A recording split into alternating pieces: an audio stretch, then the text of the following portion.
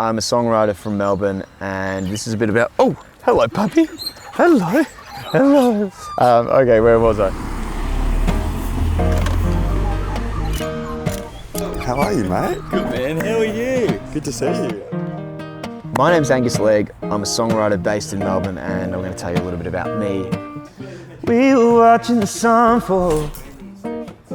We are in Fitzroy, Melbourne, just going from my home to Edinburgh Gardens, the local park. Sorry, sir. Oh yeah, sorry, shove it.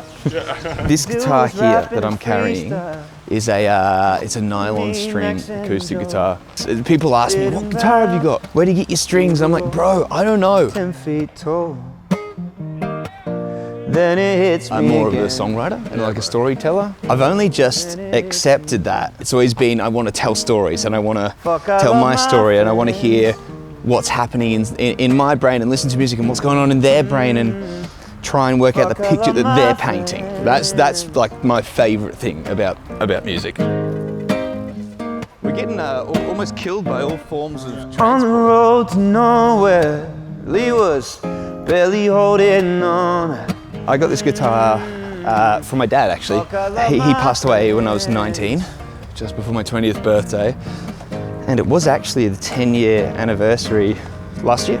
So, which is a crazy thing to realize because I've now lived over a third of my life without my dad, which is like, I guess it's a long time. And you can do the maths on how old I am. Like the boys do, then it hits me again.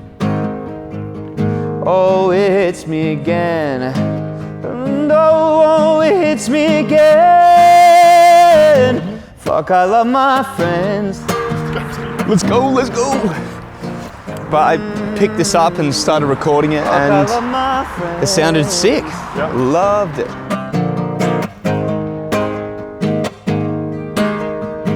My dad was a musician and he was a songwriter, and he made some incredible music. One of those things that it's hard to connect with every time you pick it up, but when you do connect with it, it's really strong. Those nights talking about our dreams, sitting out back at AP Street. It's quite strange when you actually connect with that concept and the fact that it's still, some of the guitars still literally smell like his house, which is nice. I don't like that. It smells nice. Sitting out back at AP Street, oh yeah. But yeah, it's a very strange thing when you do connect with it. It used to just hit me out of the blue. I'm now developing a conscious ability to be able to connect with it when I want to. I think grief is this like ever-changing phenomenon. I think it just hits you at random spots at the start, and you think with time it changes into this thing that you can try and access when you want to feel things. Oh yeah. Sitting out back in AP Street. Sitting out back in AP Street. That is it. Thank you. Gorgeous, bro. Good job. Hell yeah.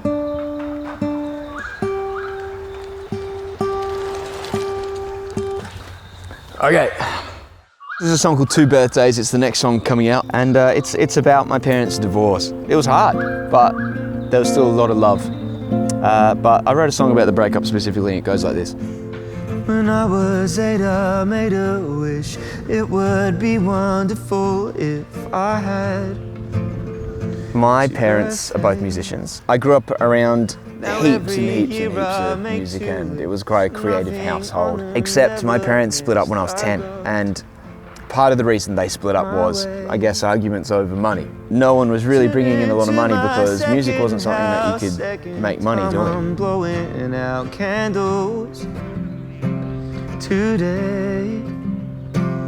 2 minutes of so it was kind of inadvertently drilled into me from a young age, like, hey, music is awesome, be passionate about it, but just don't expect it to be a career. They told me, son, mom and dad fell out of love. It was the moment I was like, fuck man, life is not unlimited, so I should try and do something that I like, and the only thing that made sense to me was to do music, so I did. We did the best we can, but sometimes love is sad and just won't go. You know, it does bring people, it brings me closer to people in my life. I love connecting with someone over listening to a song. Second Saturday, Dad takes me home the long way, and we get one more hour. I only started singing when I was like 16. I was terrified to sing in front of people, and I never did it, but then I realized, oh, I can, both my parents can sing. Eventually that rolled into doing weddings. I was hell-bent on making sure I could make money. Even then it don't make sense when they say it's for the best. I still...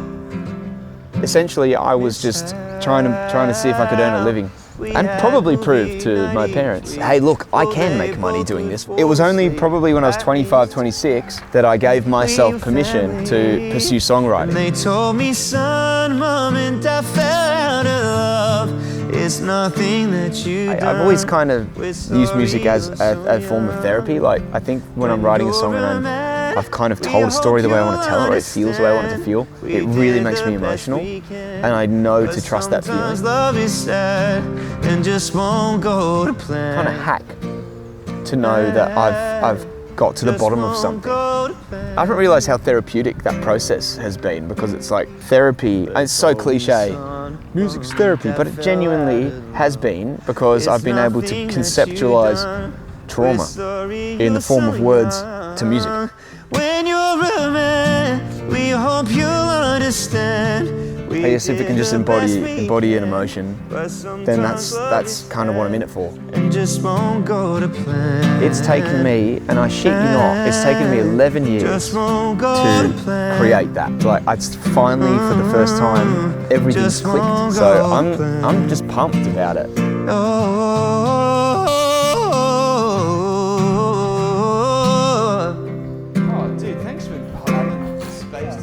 Let's have a beer. I think it's time. We have shared enough feelings. Let's share some liquid together.